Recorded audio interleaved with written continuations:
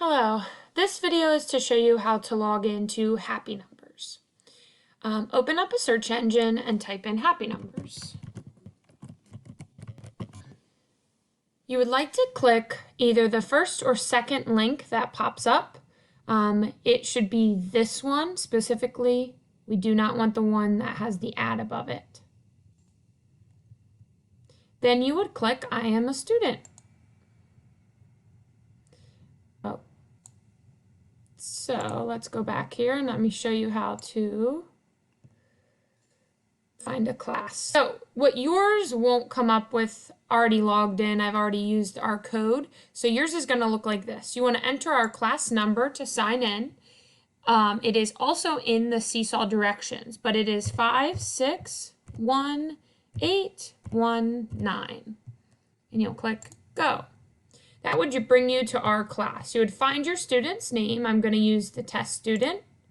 And then you would use your student's password that is the same one they use for Zearn. If you do not have it or you do not know it, please email me and I will send it to you right away.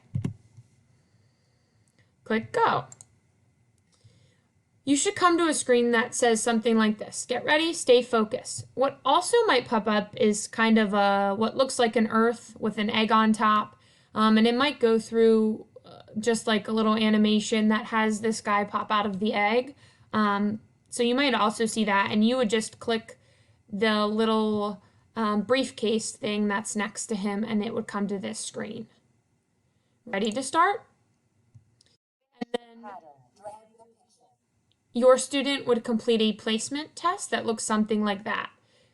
I've already done a few of these slides to work through it. Your student would start back at the beginning. It should take them about 20 minutes or so to complete this placement test, and they are just filling in the answers and the questions can be read to them. Some of them they click answers and click done. Some of them they have to move items and then click done. When they are done with the placement test, head back into Seesaw and finish the rest of the activity.